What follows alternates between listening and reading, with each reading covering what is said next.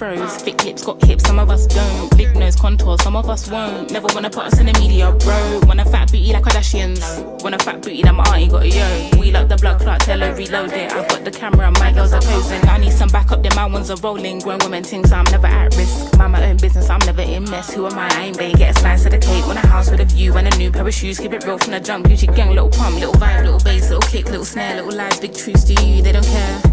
Do you, they don't care, get your ass at the box and build up from there. I don't have a gang with me, but I still walk with a gangster lean. And rock Nikes cause we think they're clean. MJ leather jacket, beat it Billie Jean. MJ leather jacket cause I think I'm bad. That's cool, I like it. The growth, the light, the pain, the fight. We love, we fight, we hurt, we cry. He paid the price, you'll be alright. They gave me some time away, I took a little time. I'll pray, we gon' be alright. Okay, alright, okay, alright, okay, alright. They got me some time away, I took a little time. I'll pray, we gon' be alright. Okay, alright, okay, alright, alright. Got so many verses. Type more, put them in cursive. Deep like I'm burying hearses. Preach like I'm doing up churches. Sin for a bit, I got urges. They got Chanel bags and purses. And I got some mashed up vans that I won't throw away cause I'm needy and hurting. I keep it in cause I can. I seen the drinks and the cans. I think it's in my genetics. To the gin and the juice that I drink, I'm indebted. So if I fall off, it's expected, wow. Gather your thoughts and collect them now. Penny for my thoughts, make a fortune, bow. How'd you keep rapping off beat, bro? How? Talking about you getting on the tracks since when? Everybody's here, we don't need more friends. Just do you, you ain't gotta pretend. Just do you, you ain't gotta pretend. He was doing school while they were doing ends. Now he's doing money and them men are doing pen. You know about 6 or 5 of the men. You know about half of the men follow trends. He said to me, they put guns in the streets. That's what they wanted for me. And I said, gee, someone can fix you a plate, but no one can force you to eat. Like when will he see himself as a king and not just a pawn in these streets? And when will we come together as a tribe and be what intended to be? I just wanna be free, yeah. Away, I took a little time. I'll pray, we gon' be alright. Okay, alright, okay, alright, okay, alright. They got me some time away, I took a little time. I'll pray, we gon' be alright. Okay, alright, okay, alright, okay, alright.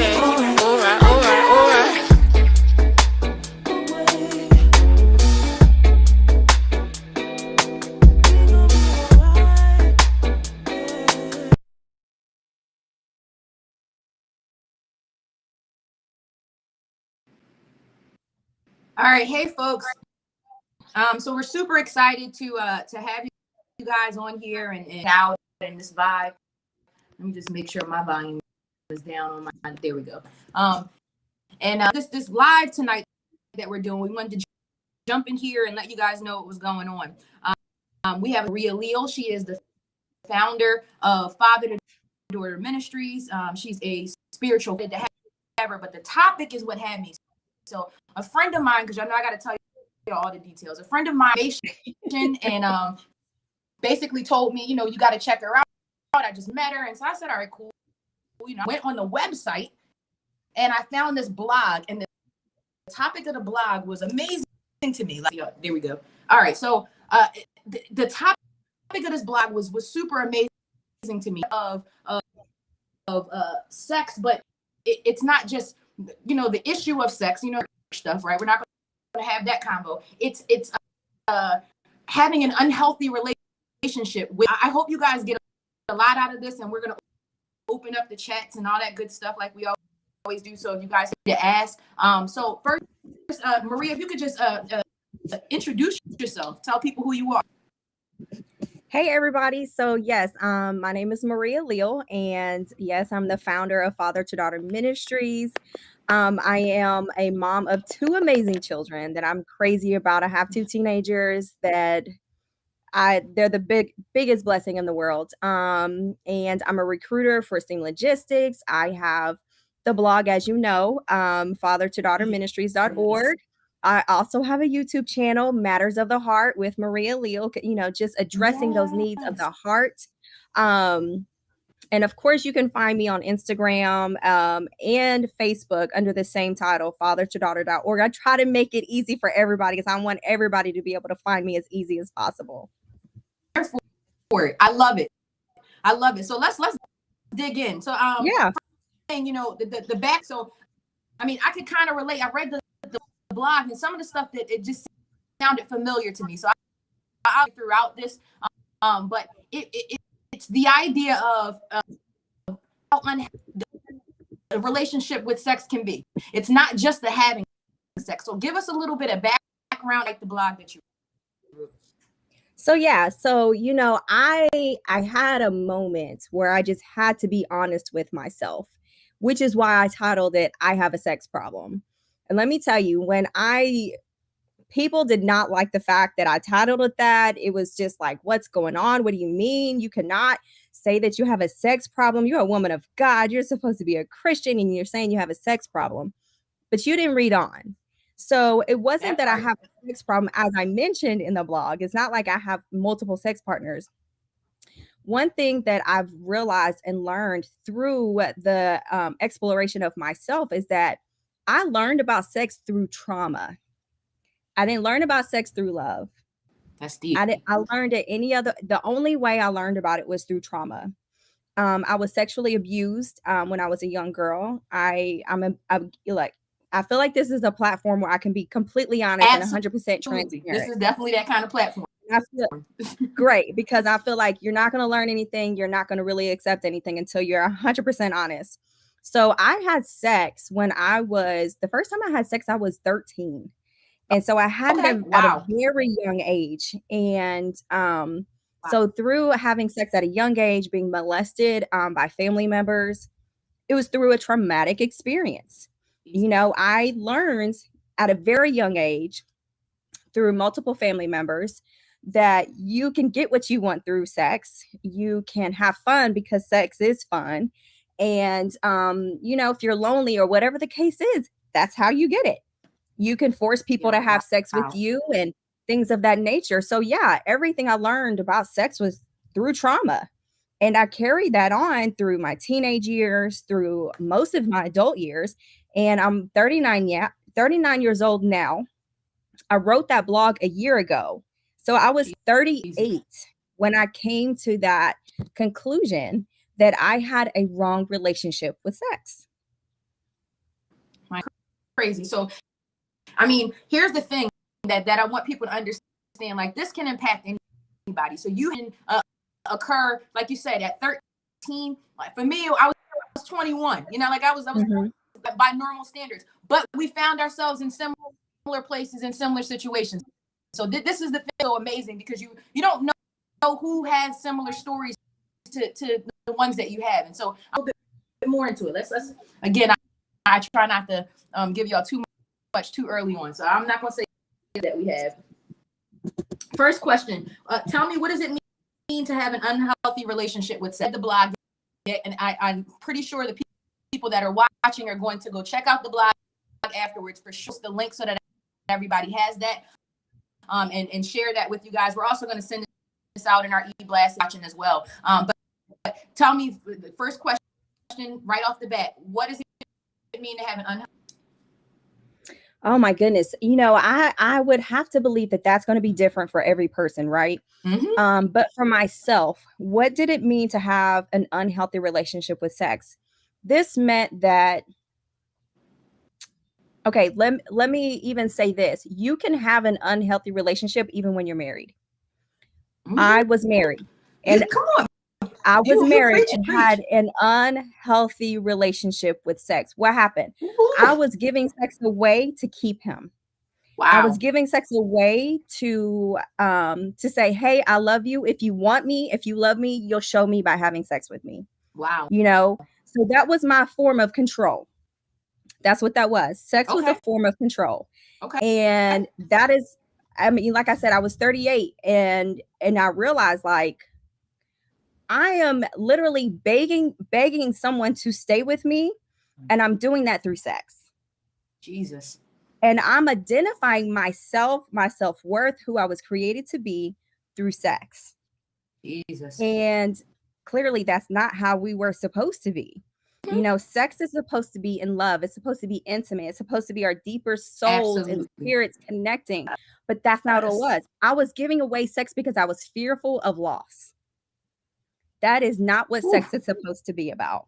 And when you have a fear of loss That's right. and you give it away, you're giving your soul away. You're giving everything that God created you for. You're giving pieces of them away. And so I had to realize, why am I doing what I'm doing? You know, I was tired of it because, like, after having sex, I felt used. I felt betrayed. I felt drained. I felt like, literally, after being done, I felt like a piece of me had left. Woo. So this is it everything. So yeah, and it was, but like I said, I had to be honest with myself. I had to. And when I did that, that's when God started like pulling out things out of me. And it's like, whoa, I had no idea I had that problem. So many issues in life for me derived from sex. Because of Self-image your issues. history, because of the past. Yes. Now, see, I felt deprived growing up. Never really, like I said, didn't really want to do it then, had no desire to do it at all. Like I wasn't on everything else but that. But that deprivation created something too. So have it early and that creates something. Being deprived of it creates something as well. Not getting to experience, again, it wasn't forced on me. It was my personal choice. Right. But listen, so I like in the numbers, it's scientifically proven that women in their 30s reach their sexual peak. That's when women get even more excited. They learn more about their bodies, their likes, their dislikes, the time in that moment, that whole vibe. And so I got a divorce around 31, 32. And so for me, and we weren't having sex long before that time, sex with your spouse and you using that to keep, I wasn't interested, right? It just wasn't a vibe. And so when the divorce occurred, now let's be honest, I have to be honest, that's when the unhealthy stuff I think kind of started. I think, again, if you take it back a little bit before, what happened before that led to this, right? But that's when, I think you said something in your blog about this or to this effect. And so you can feel free to, explain what you're talking about. But it's the whole concept of, filling, voids, right? For you explain what you did with your marriage to keep them. And so keeping your husband really was a little deeper than that. That made you feel a certain way, right? To keep them. And so that's the void. Same thing. Like I would, if I had a bad day, I got to get some. If I had, what? Yeah. Like, let's be honest about it. It's a healing. And that part, if somebody made me, if work was rough today, I got to get some. If whatever. And it became unhealthy because I would look to fill me. That was therapeutic at that point, right? Rather than looking to who I should have been looking. Let's dig into that. What led to you noticing that you had an unhealthy relationship? Started revealing to you what got you to that point. Because I don't think I've ever revealed this before, but I'm just going to say it. Come on, let it out. So I didn't realize it until I was having sex with my ex-husband, hoping that he would realize what he lost. Woo. So I was trying to validate myself. Yeah. I was using sex. I was trying to have sex with him to feel validated. And I was, like I said, I came to the aha, but it wasn't until I started learning how to meditate. I started learning how to sit with myself and sit with the Holy Spirit and be quiet and allow God to speak to me. And he started pointing the things that I've already talked about, as far as feeling validated and using it in fear and control and things like that. Like, it's because I started meditating and started going deeper into my wounds. I didn't want to just hit the top layer. Yep. I got to get deep with this. I've got to get deep with this. And I had to realize that, okay, Maria, your job is a teacher. That's my spiritual gift, right? I'm a teacher. If I'm going to teach anybody anything, number one, I'm going to teach my daughter. I'm going to teach my son. Those are my two first ones that I'm going to teach, right? Yep. But I know I'm purposed here. I know my place here is to teach. I cannot teach anybody anything if I'm not honest with myself. If I don't allow vulnerability between me and God, if I don't allow him to open up those parts. But yeah, I noticed it when he would miss me, he was missing sex. He didn't miss me, the person. See, that was the thing. Like, I realized, like, I'm giving away my body. This is my temple. I'm giving away my spirit. Like, I'm giving those parts away. And it's like, for what? This person is making it you very weren't getting clear. anything in return. Exactly. I'm still empty. Like the woman at the well, I'm leaving empty. He's coming back to emptiness. And it's like, I'm done with it. It's just like, I just hit a peak and I'm just like, I'm done. Jesus. I told you it was therapeutic for me. So for me, it was the not getting it. So, let's be honest. You do the single thing, you got, who to call for what we was going to answer, whatever. and I was trying to be nice, and swear and the whole nine. And,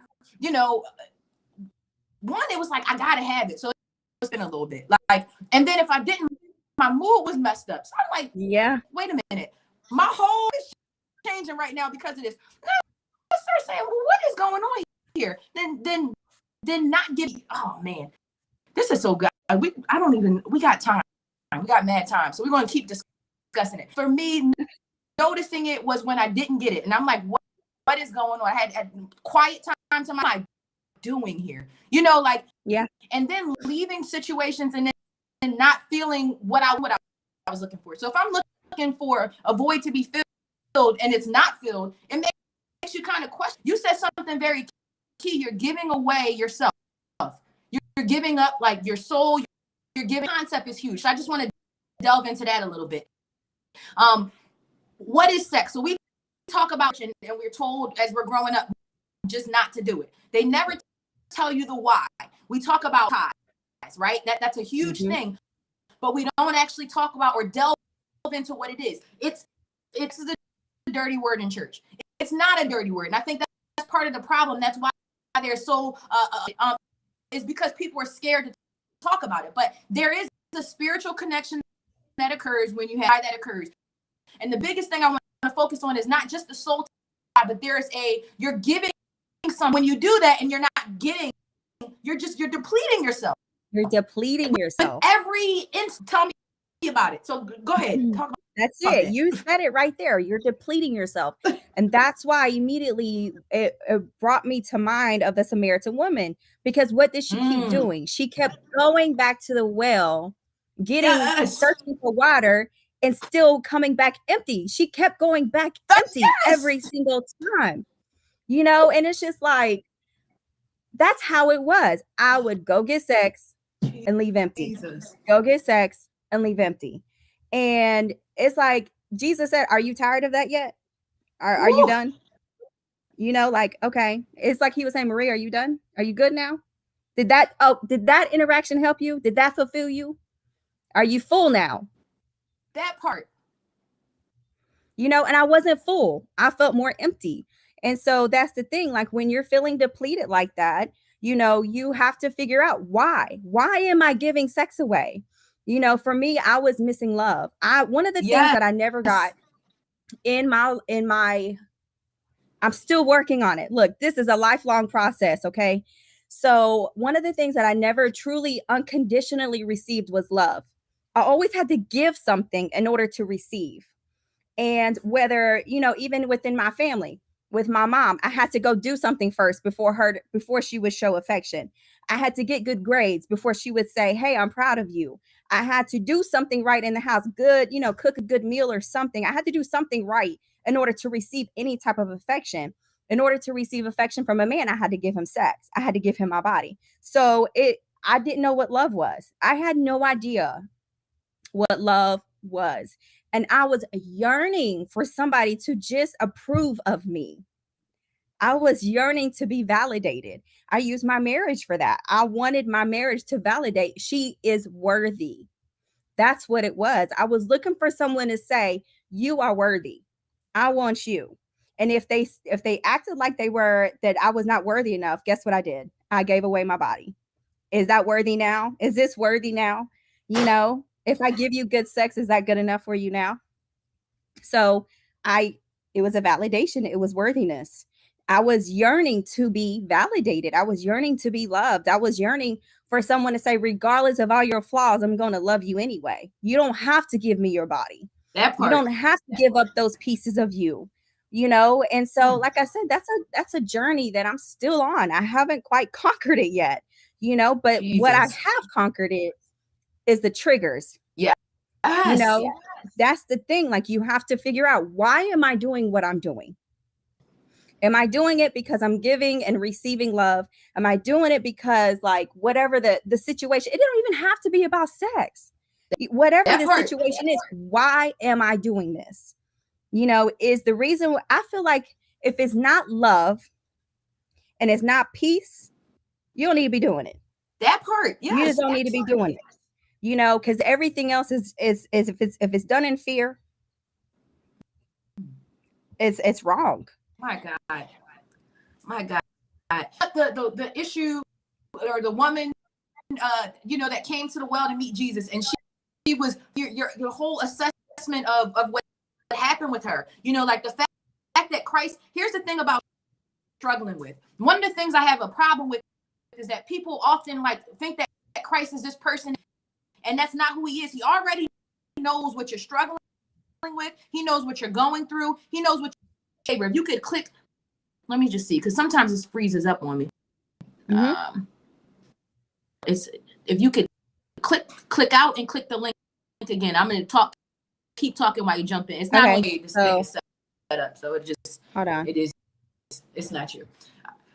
But as it's the whole vibe that we think like we have to hide stuff from Christ. That's not how this process works. He sees it all. He knows it all. He knows our voids. He knows we have problems with. Like he sees the struggle already. And so we feel like we have to hide stuff to the things that we're struggling with by other means. And that's not necessary, because he already knows well. He simply said, you know, go home to your husband. Right. And the thing about it is, you know, he's to loosen up the situation. Listen, let's dig into it a little bit. That's the way Christ works with some layers. He wants to give us an opportunity to be transparent, yes, and honest before him, because he already knows. And so but it's not honest with him. It's about being honest with yourself. Yes, because he knows that he needs you to be honest with you. With you. Woo, yep. That part. Oh my God. Doesn't. And so then he tells her, you know, and you know, you had 500, not even your husband. Like, he knows all of this already, and he didn't say it to judge her. He said it to honesty. Let's be realistic. I think some of us stay in the place that we're in sometimes because we're afraid to be real with ourselves. Let's be honest. A lot of us stay what the Holy Spirit just scared. Like, literally what the Holy Spirit just revealed was, as you're sitting here talking, he's like, I'm asking you to see if you're going to be honest with yourself. If you can be honest with yourself, you're ready. You're ready. You're ready to move forward. You're ready to heal. You're not in denial anymore. He said, when you are no longer in denial, you're ready to heal. That's it. That part. That is exactly when he's ready to make that assessment. When you come to that conclusion, that realization, like this is who he is, right? I want him to be that person that draws out. We talk about mental health savvy, right? We try to dig in people, because I think that church should be that way. I think that in church is just the place where people come and they fake and they put on faces and fronts sometimes. And I'm not saying what's going on. And then they go back to their lives and they never address the issues that they actually have throughout. Like, they come and they worship in a social club, you know, and I'm not knocking the social, but church is supposed to be a place where you're healed, right? Where you're getting access to healing. Missing all of this time is just that mindset that listen, like I'm coming here to bear, like we said, transparency and honesty with yourself first. If you're not honest with you, why is God against what you did, what you utterly desire? So if I'm not ready for God, if I'm not ready to be a part of me, because I'm not coming before him, like there is work that we have to do on this. He does the work in us, the work around us, but it's our job to make the choice to come to him. He won't force. Yes, absolutely. Look, I've been saying it for I don't know how long. Like, I feel like we go to the church and we make everything like God is supposed to be doing all the work. God always points it back to you. If you're whatever the situation is, he's always like, okay, but what about you? What about you? Like, let's address you. It's all about you. It's all about me. When he can address me, when he can address you and make it about that, then he can help with the rest. But if everybody just keeps going to these establishments, to these buildings and calling it church and saying, okay, well, we're doing this together. No, if I can't be transparent with you and tell you I have a sex problem without you judging me, without you shaming me and me feeling shame to express myself, is not it. Because there is no shame. There is no shame with God. So if I don't have to be ashamed with him, why am I going to be ashamed with you? Condemnation to them which are in Christ. We go and we feel condemned about stuff that he already freed us from.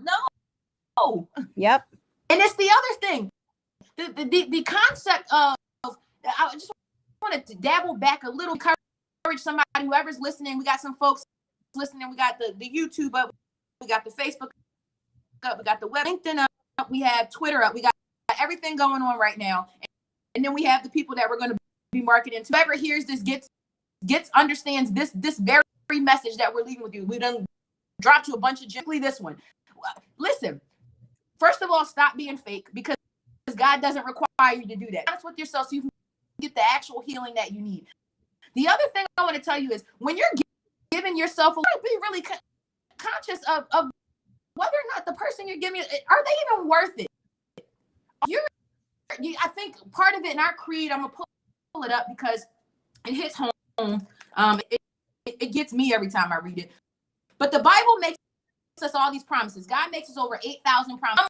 Some of that I'm going to read to you. But here's the thing about the promises. They tell you who you are, because sometimes you are. And so when you forget who you are, you do stuff that's reflective of a person who doesn't. Once you find your identity in Christ, once you understand who you are, you don't move the same way. Certainly, we're honest, we're human, we find ourselves falling short sometimes. But when you know who you are, you cannot give yourself, let anybody have you. One, you're giving up again, like we said before, you're depleting yourself. You're giving, you don't deserve it. You're giving away your joy. You're giving away peace. You're giving away comfort and all sorts of other stuff. You're giving away your time, your energy. You're giving away so much stuff, leaving it, and you're not getting anything in return for that. That's a problem. But here, this is those that are checking it out. Y'all know we at promiseschurch.org. It's simply this: you are worthy. Your hard work, faith matters. You matter. You are chosen. You are royal. You are part of a holy nation. You are salt. You are light. You're above and not beneath. You're a lender and not a borrower. You are more than a conqueror. You're an overcomer. You're of God. You were made with fear and wonder. You were made in the image of God. You are God's workmanship. You are different. You are justified. You are redeemed. You are a joint heir with Christ. You are a new creature. You are complete. You lack nothing. You are worthy of good things. You are alive. You are beautiful. You are praying of all of this is that you are loved. And I think a lot of times we do what we do because we forget that that's who God created us to be. We forget that he loves us through everything. I don't care what, some of us have had rough upbringings. Even, having sex at 13, that doesn't take away from who God created you to be. It does not take away from who he said you. It doesn't matter what, and I'm not saying it doesn't matter, because it does matter. It matters what you went through, because that's your testimony. But it does not take away from the person that God created you to be. And so if your relationship with sex, like we've described, right, and you're not conscientious about opportunity to kind of look in the mirror and see yourself the way that God sees you, so that you're not giving, because any old body doesn't deserve you. That part. Let me jump into this question about your healing process, because that's what people look. We talked about how bad it gets, how rough it gets. How you said it. It's a process. This is not something that's just one and done. It's not. You can go. You be so good. Got it. And bam! It's like, whoa, what just happened? But here's what it is that I've learned to do. One, I stopped condemning myself when I did it. Right. Number one. Okay, God, I slipped up. Did it again. Take a deep breath. But why? What are my triggers? What is it that I'm yearning? If I'm yearning, if I'm doing all those things again, show me what it is. What are my triggers? Okay, so it's not even about, I wish people would get out of their head that God expects us to be perfect. Yes. And I'm not saying that because we are wanting to get away with all kinds of stuff. That's not what I'm saying. He expects progression. He expects upward movement. He expects momentum. Like, let's get this going. Let's work on this healing. Let's be honest. Let's continue to be honest. Like I said, this is a process. When God told me it was going to be a process, I didn't know how long it was going to be. I thought it was just going to be a few months. I've been going through this process for the past few years by myself. And it's like, okay, is this process ever done? He said, no. He said, I will complete in you what I have started. You are not complete until I have finished. I'm not finished until you are complete. Period. If I'm not complete, I'm not finished. I'm working on that completion. That completion is a process. And one of the things that I've had to do, like I said, was meditate. Meditation is huge to me, and when I say meditate, I'm literally mean meditate. When I picture Jesus going up on the mountain every time he went to pray, I don't think he went and was talking the whole time. I think he learned how to meditate. I think he learned how to get quiet before God and hear. You can't hear if you're too busy listening. If you can't hear if you're too busy talking. Get quiet. You don't have to be loud. You don't have to be all. Get quiet. I promise you, I can just picture Jesus on the hill, just meditating, just like getting away from the noise, getting away from society, getting away from your friends, getting away from the men, getting away from whatever you got to get away from, and just meditate. Do what you have to do. That healing process literally started, the actual healing, that uprooting of the trauma from years and years of abuse, that started coming up. It's not all up. It's not. This is a continuous process. And I will not sit here and tell somebody it's been easy. It's not been easy. I mean, I've been on the floor, hunched over, crying, laid out. Prostrate. Come on. Just like, snot everywhere. Just like, a hot mess. But when you get up from that, talk about the peace. Woo, it's like a peace. It's something that I can't even describe. But it's like once I'm done, surpasses all understanding. Yes, it is. It truly is that way. And it's like once you open up and for me, through meditation, right? And just getting to myself and just getting before God, getting before his word, and just allowing him to speak to my soul, my spirit, my mind, like allowing him to speak to me. It's like, okay, once I'm done having my fit, once I'm done crying, once I'm done doing whatever it is that I'm doing, it's like, okay, baby, you're good now. And I get up and it's like this strength that comes on me. And it's like a whole new wisdom, a whole new knowledge. It's something, like I said, it can't be described. And that's something that I desire to teach people. But I feel like, the church, when you say meditation, they're like, oh, just reading the Bible. No, meditation is deeper than that. Meditation is way deeper than that. And it's about getting quiet. It's about getting your soul and your spirit quiet because, I can't remember which prophet it was that was on the cliff. And he kept saying, well, where are you, God? And he was looking at it, and it's not in the earthquake. What he say, it's not in the fire. It's not in this. And it was a soft whisper. Still voice. If we can if we can just hear that softness, God is not loud. He's not rambunctious. He's not like all this extra. He's very soft and very gentle, but you have to get quiet to hear him. So that was my biggest part of the process. And honestly, when I say renewing my mind, again, that's a process. Sin happens in the mind before it happens physically. The physical area is not the sin, it's the mental.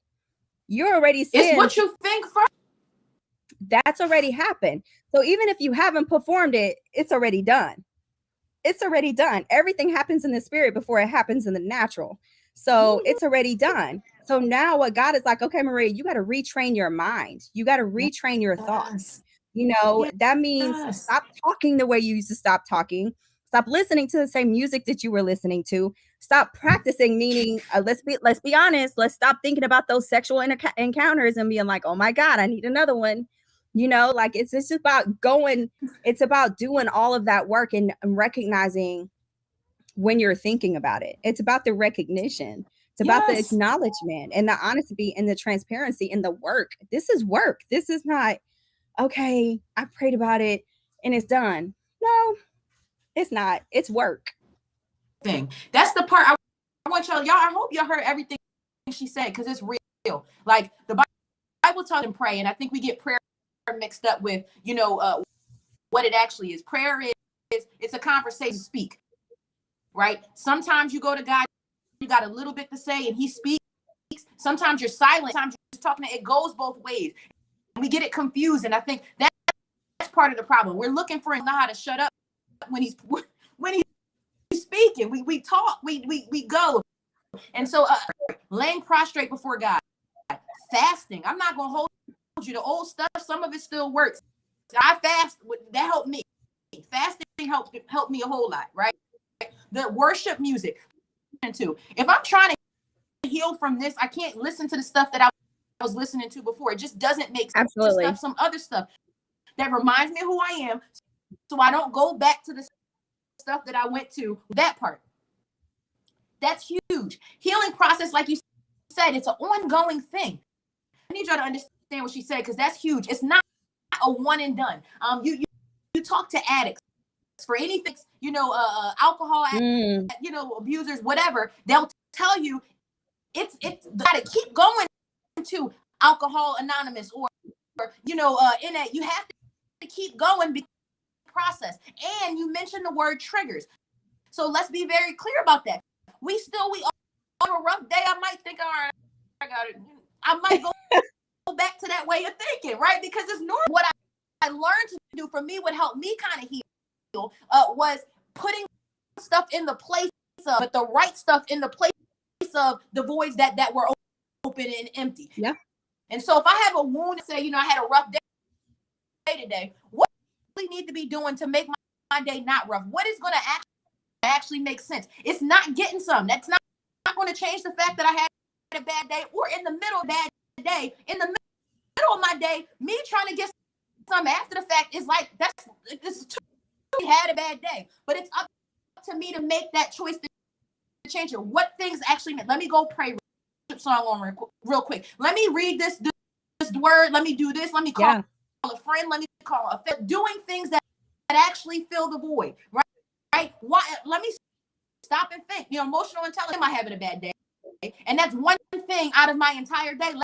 Let me reframe this situation back on track. Let's do things that make sense, not stuff that's reactive stuff.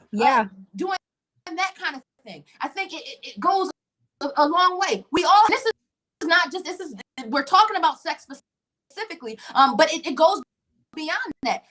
Having a bad day and then not having give yourself up. You're even more lost. So it makes sense. Doing things that have value. The healing thing, like you said, and we're calling it the healing process. You can look back, though. One thing and you can tell me if I'm wrong, Maria, but you progress and say, I'm not in the same space that I was in before. Absolutely. That part. Absolutely. Expects of us. He's not expecting perfection. He's not expecting us to no longer be triggered. He'll up every now and again. That's not his expectation. That's why we continue to need him, right? That we make efforts and strides to get from where we were to this new place. Oh, you just said it. That's why we continue to need him. Yes. Because if we did it, if we perfected ourselves in that, what would we need him for? Like if he's like, you're perfect, you don't need me anymore. No, it's a continual thing. And it's not even, let me say this, it's not that he needs us, right? He doesn't need us. I need him. Yes. 100%. I need him in so many different ways. Like if he is not here, woo, Right. I mean, there's so many different areas in my life that I would have already went off the hinges on, but that's the thing. Like, it's about, man, God, I need you. I cannot do this on my own. There is no way I can do this on my own. There are too many triggers in life. There are too many situations that occur, thoughts and memories that keep popping up, even without you even giving them permission to. It just pops up and it's like, whoa, where did that come from? I had no thought about it. I could be at work. That part. Come on, man. All the time. It's like, what? This is not what. Wait a minute. I could be in the middle of typing a sentence. No like, connection wait at all. Yep. Like, I don't even make any sense. But that's the thing. Like, God does not need us, but we definitely need him. And everything is done in him, his strength, his power, his peace. It's all about, but here's the thing. Everything is done in him, but everything in him is in us. Literally. It is in God, us. with us. Listen, that's the part we forget. He deposits himself in us. Holy Spirit, a deposit of the Holy Spirit is in us. And not only is it in us, but it continues to grow. The more we serve him, the more he grows in us. And so, yes, God within us, God, that part. I want to close out on this question because I think, like, and those that, my clients, shout out to all of y'all. Y'all know I don't ever like marriage counseling and all that. We get you on a bad note. I don't want to mess nobody's stuff up or they day or they mind and nothing. So we got to end on a positive note. This question is very deep for me, and I'm excited to answer it. But I'm gonna let our guest Maria tell y'all, what does a healthy relationship with sex look like? That part. Praise God. Oh, what would I imagine it to look like, right? What I believe it would honestly look like.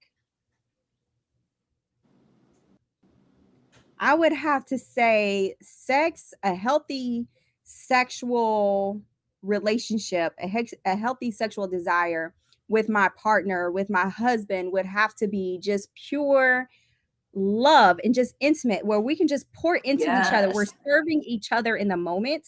It's not serving just physically, but emotionally. Like we can just pour into. It's like if the cup was right here and we had two faucets going in at the same time. That would be a healthy sexual relationship. We're both depositing, not just physically, but emotionally and spiritually. Like we can both, even when I'm lacking, he's still depositing, and vice versa. And when we come together sexually, it's like an explosion. It's just like, it just happens, and I just feel like it's going to be a different type of pleasure. It's going to be a different type of peak. Let me say it like that. Everything about, that's what I'm believing for. Like everything about that sexual encounter is going to be completely different. One, because I'm healed and I'm not doing it out of fear. I'm not doing it out of control. I'm not doing it out of loss, or I'm not doing it because I need love. I'm doing it because I am love. I'm giving my husband an expression of my love, right? And my husband is giving me an expression of his love.